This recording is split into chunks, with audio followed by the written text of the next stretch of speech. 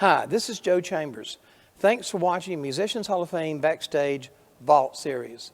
The Vault Series is a series of interviews that we shot starting back in 2004, 2 years before the Musicians Hall of Fame and Museum opened to the public. If you like what you see, please be sure to hit like, subscribe, and the notification bell so you don't miss any of our new content. Thanks for watching. Today's guest, the multi-talented Charlie Daniels. My name is Charlie Daniels. I was born in Wilmington, North Carolina, but I spent the last 40 years of my life in Nashville, Tennessee. When did you know that you wanted to be a musician, Charlie? From the time I learned a 3-chord pattern on the guitar. I mean, did you have somebody in your family that played? No, I didn't have actually musicians in my family. I went up to a friend of mine's house one day that I had known for a long time. But I don't know where he got this guitar. He had an old Stella guitar. I don't know where he got it. Strings were probably, 2 years old or something.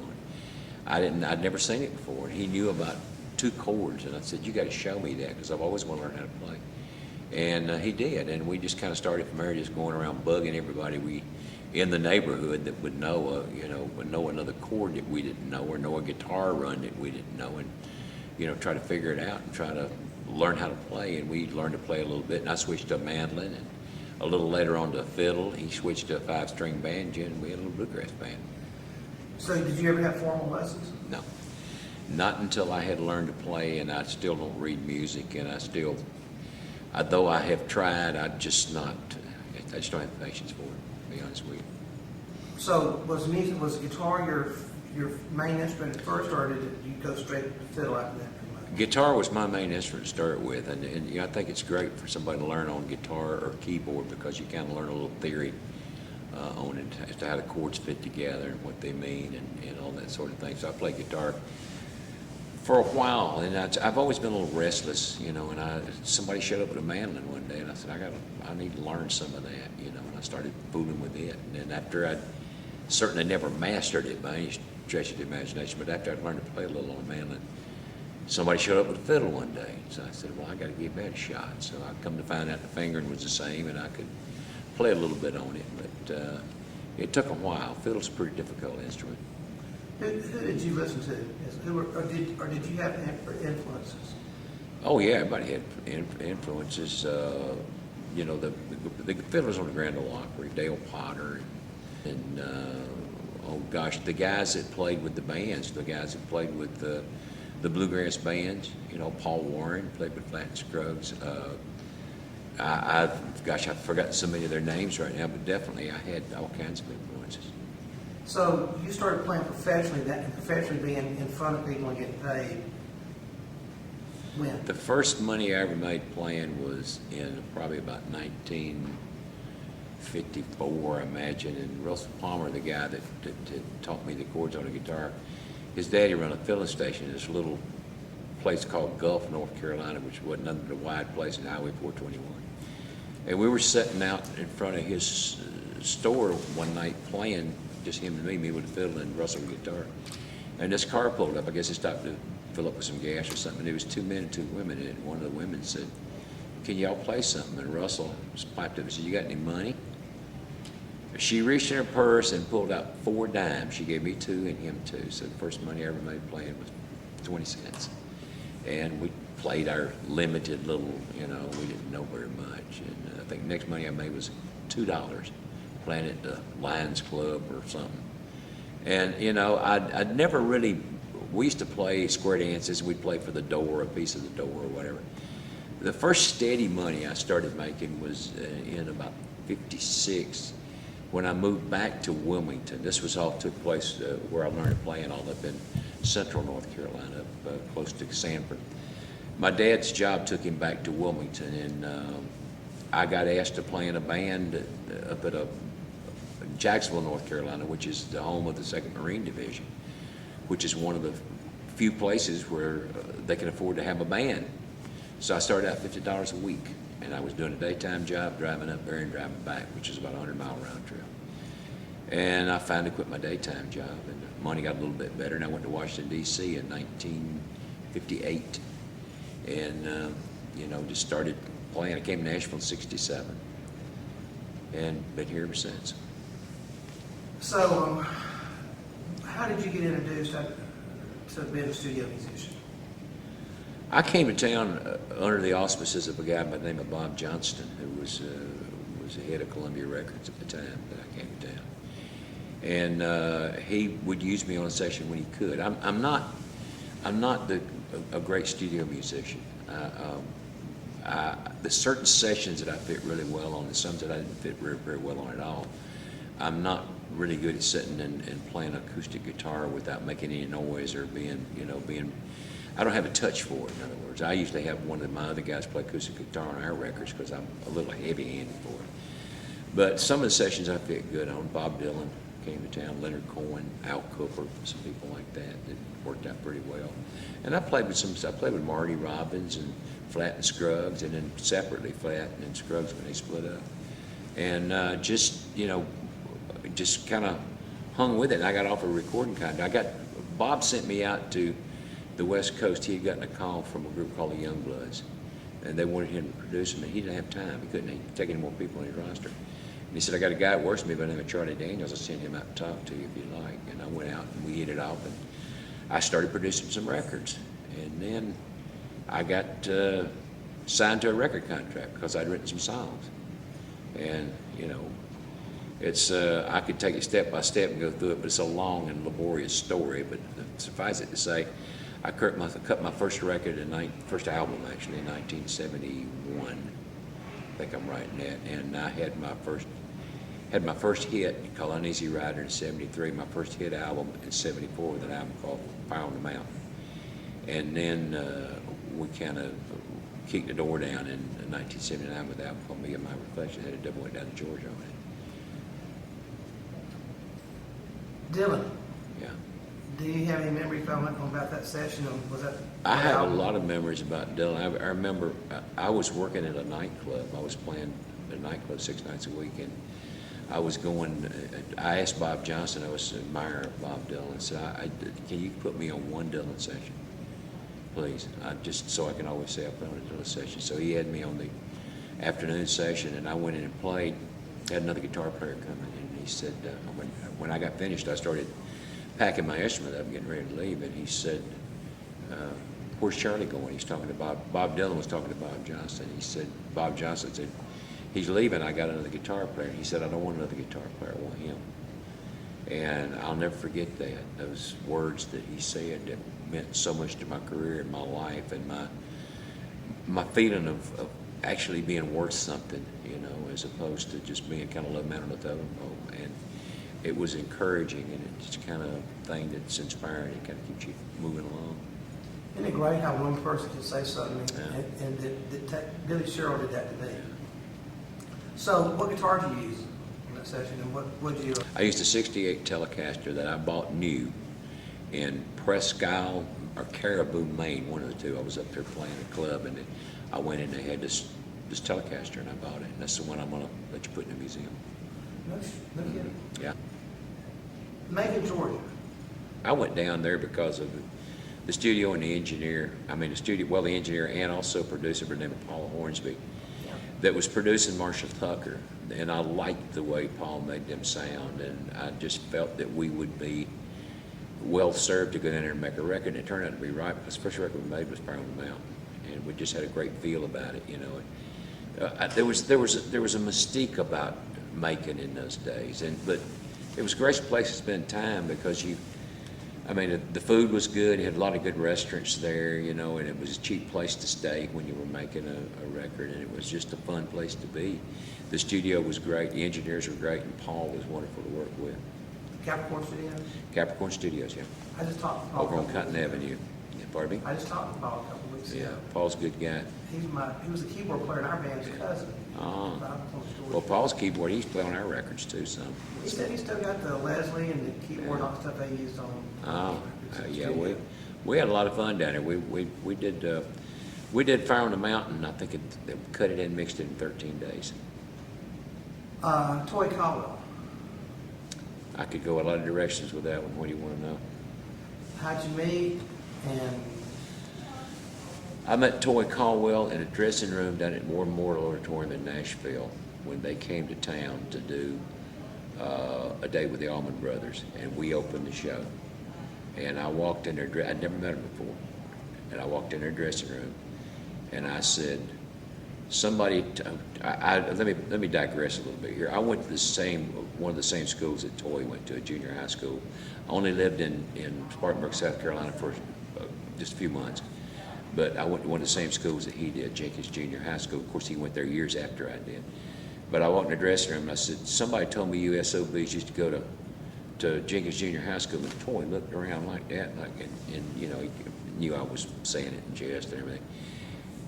I walked out of that dressing room. I consider myself a friend of Toy Caldwell's, and you know, he's still, you know, this is one of the most unique and different guitar players that I've ever had the privileged honor of being around. He was just that thumb just went wild, you know, and their dad played that way. Toy Sr. played guitar with his thumb, and that's where the boys, you know, Tommy played thumb with his bass. Or played bass with his thumb. I got it backwards. But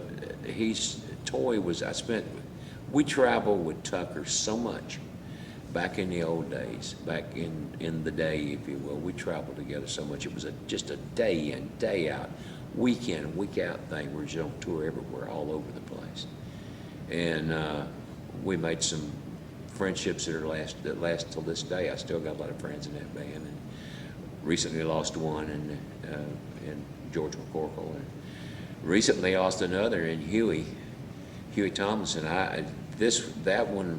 George surprised me too, but Huey we had just finished a tour not long before that, volunteer jam tour. It was Tucker and the Outlaws and us, and Huey had a new album, and I don't know if you've heard it, I don't think it's not been released yet, but they had just finished a new album. It was just so great. It was just, I called and I said, you know, it may be the best Outlaw album I ever heard. It was so hot. It had some Jeffrey Steele songs on it that they had done. It had all kinds of different stuff on it, and everything was going Huey's way. And when I found out, I was on the road, and when my driver told me somebody had called him and told him, I said, that can't be Huey. It must be somebody else who was in the Outlaw band. It can't be Huey. We just, you know, and it just, when the word came back, it was Huey. It just, you know, it was like we lost Tommy. Tommy's brother, Tim. There were three boys in that family, Tim, Tommy, and Toy. Tim got killed in a car wreck. Tommy got killed in a car wreck. Well, he lived a little longer, but just a short while after that. And then Toy died. And, I mean, to lose three sons, you know, like that. And Toy had been through Vietnam, and he'd come back home, and I don't know. I just, you know, I still think about this guy. I think about Ronnie. Skynyrd, there again. They were, and Greg Allman. Allman was born here. You talking about Dwayne Allman? I mean, no, Greg Allman. Yeah, no, but I mean, you were talking about Dwayne's the one that died, yeah.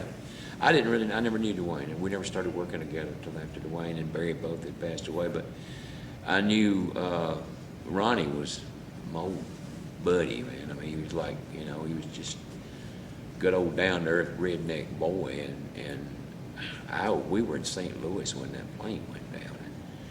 We're 30 minutes or so from going on stage, and so we got a sold-out house, and I'm happy, and I'm in the dressing room warming up, and somebody walked in and said, my sister just called from Nashville, and they said Lynyrd Skynyrd's plane went down there all dead. I said, no, don't come in here telling me that. I didn't believe it. I did not believe it. You know how rumors go around. So I went downstairs. There's a DJ friend of mine there from a station called Casey. His name was Shelley Grafman, and I said, Shelley, I just heard a horrible rumor, and I'd like to know if it's true. I knew he could find out in the radio station. I said, somebody told me that some Skynyrd guy's plane had gone down, and he left, said, I'll check it out. So he left, and I never saw him again that night. I guess he just got on into the story, and we went on stage that night, knowing that some of our friends had been killed, but we didn't know who it was. I didn't find out till early the next morning who had been killed. I knew there were some fatalities, and I knew there were some, you know, some people that had been badly hurt, but we didn't know who. And I remember we started on stage that night, Tommy Crane was playing me. He said, Charlie, I don't know what to do. How do you do that? I mean, It's how like can a- you think of lyrics or anything? Well, it's like I told him, I said, we're going to play. We're just going to go on stage and play. Because if that had been us, we wouldn't want them going to show over us, and they don't want us going to show over them. So I don't know how long we played that night. We just went on stage. Well, you know, my youngest kid's 14. They still listen to Skynyrd. Skynyrd plays a kind of music that kind of transcends generations. Skynyrd is one of the purest rock and roll bands in the world. The Rolling Stones are no pure rock and roll band than Lynyrd Skynyrd is. They're just, I mean, that's what they are. They're a rock band. So a lot of people get called rock bands, but Lynyrd Skynyrd is a real, sure enough rock band. And every time they go on stage, every time they cut a record, that's what they're doing. They can't help it. It's like the Toy Caldwell said, the good Lord bred it in my bones. So, You know, there's something about great music that transcends, like you said, generations. yes. Today, when I get in the car and there's a CD in there that my kids have made and it's all classic stuff, and they did it, not me. And I hate to say it, but Freebird comes on. You can't, I don't know anybody that ain't got a ticket driving a car listening to Freebird. You can't drive slow, but that's got to be one of the top. Well, greatest it guitarists is of all one. time. It's one of the top. They did the greatest all-time rock songs here a few years ago, and Freebird came in. I'm thinking second or third or something like that. I think Stairway to Heaven usually gets I don't know. Yeah, my top would Stairway to Heaven's a good song, but to me, Layla, Freebird, you know, they're right up there with the best of them, definitely. And there again, there's Dwayne Allman. Oh yeah. You know, with Old It's Lady. another whole story, Dwayne Allman. He brought, a lot of people didn't know what slide guitar was until Dwayne Allman came out and started playing it. And then he raised it. If you even go back and you start listening to the old slide guitar players who were considered masters in the day, and they really were, Dwayne Allman raised the playing of the slide guitar to a whole nother level that had never been done before that I know anything about. The first time I heard it, I was, what is this guy doing? I mean, good gosh. He could move a bar that fast and that soulful, and he had that sound. He had that sound, that killer, you know, type of a sound. And he just, like I said, I never got to meet the man, but he sure was one of my all-time favorite musicians. Hendrix. I never was as big a Hendrix fan as a lot of people were. I like Jimi Hendrix. I got to see him live about 2 weeks before he died at the Isle of Wight. I was working there with Leonard Cohen. I like Jimi Hendrix, but I never was as big a Hendrix freak as a lot of people were. I very much admire what he does. I like Eric Clapton a lot. I like the more melodic approach. I like him. I love Dwayne Allman. I like, if it's guitar, I love it really. But I think Eric really kind of brings it all together. He's not out on one side or the other. He can do it all. He can do just pure T.O. Delta blues, or he can do a song that just like Tears in Heaven. You know, that he's just got it all. He's just an interesting man to listen to. Beatles. I love the Beatles. I worked with two of the Beatles. I did worked on a Ringo Starr album, and I worked one day. It's a very unique thing. I was working with Leonard Cohen, and we were opening a tour in Amsterdam, Holland. And I was at the hotel. I went up with Bob Johnston. The rest of the band had already gone over, and Bob Johnston had to go to New York. He wanted me to go with him for some reason. I guess so he wouldn't be traveling by himself. So I went with him, and I was sitting in a hotel room. He'd gone down to do something. He was working for Columbia Records at the time. He called me and said, "Hey, you want to come down here and play with Bob Dylan and George Harrison?" Yeah, sure. So they rented a bass, and I went down, and we spent the day with Bob Dylan and George Harrison, a drummer, West Coast drummer named Russ Kunkel. We spent the day recording stuff, just recording all kinds of different things. I don't think it was ever released. I don't think George had a work permit at that time, but they just wanted to go in the studio and do some stuff. And we cut, you could stand and call a song out to Dylan and he'd do it. How about doing Gates of Eden? And he'd start, he might not remember it all, but he started, the old stuff and everything. It was a very unique day. I wouldn't take, you couldn't buy it from me. It was just such a wonderful memory. But I played bass, George played guitar, and Russ Cocker played drums. Of course, Dylan played, acoustical guitar and sang. But it was a wonderful day. Well, speaking of the work visa, when McCartney came here and recorded Junior's Farm and Sally G at the sound shop across the street here, they didn't mention Nashville on the album at all. And I always wondered why, even when Ringo did Because of the Blues, which you were on that too, right? They didn't mention the whole album. I was talking to Rose Drake the other day, Pete Drake's no story. I know, really. I said, Rose, you know that they don't mention Nashville at all on Because of the Blues. She goes, oh yeah, they did. I went, wrong. And it's Apple recorded in England. Didn't do photo credits or nothing for Nashville. Well, there's a picture there was on the original album of all the studio musicians. Yeah. DJ and Junior Husky and Chuck Howard. I'm trying to think of who all it was. There was quite a few studio musicians. I got that picture. Yeah. I just started growing my beard. In fact, I had a little goatee. It was the beginnings of my beard. I haven't shaved it since. But that's why they said they didn't mention it, was because they never worked these big here. You know how I can tell you another story about that. The day that I'm talking about, I was in New York doing these things, and George Harrison said, "Who's that place still on Bob's album?" I said, "It's Pete Drake." He said, "Boy, I would love to get him to come." He was fixing to go in and do All Things Must Pass, I think was what he ended up doing. He said, "I'd love to get him to play." I said, "Well, if you give me a phone number, I'll get in touch with him, and see what we put together." So anyway, the upshot of the whole thing was, he did get in touch with him. Pete did go over there. He did play with George Harrison, and while he was there, he met Ringo. And Ringo wanted to do a country album, so Pete brought him back to Nashville to do a country album. Where'd you record Double and Dutch? Woodland Sound Studios. That's where they did Dust in the Wind. We used to do a lot of records over there. We did that one. We did, the next one I'm pretty sure we did about 3 in a row down there. We did quite a few records over there. Favorite producer? I loved working with Paul Hornsby, and we had a lot of producers. Paul Hornsby, and I loved working with John Boylan. They both got a hold of us at a different time and actually really brought something to the project as opposed to sitting. And James Stroud, same thing. We had, like I said, we had to use a lot of producers, but actually brought something to the project. See, I can't do this thing of a producer comes in and sits down and gets up and walks out the studio and leaves it up to the engineer to produce a record. I can't handle that. I have to, if you're going to produce me, I want you in there. I want to know what you think and everything. And John was just and Paul, of course, Paul's the most relaxed guy ever been around. You'd think he's dead half the time sitting there, but he's got a great ear. He made us sound really good on that first album that he did with us.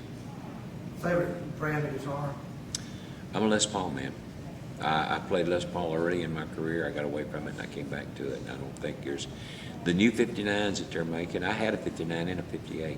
One of them got stolen and the other one is gone. But to me, with the exception of it, is a lot less noisy because it's got different pickups in it. The 59s play just like the reproduction 59s play just like the original 59s. Amplifier? I use a Marshall with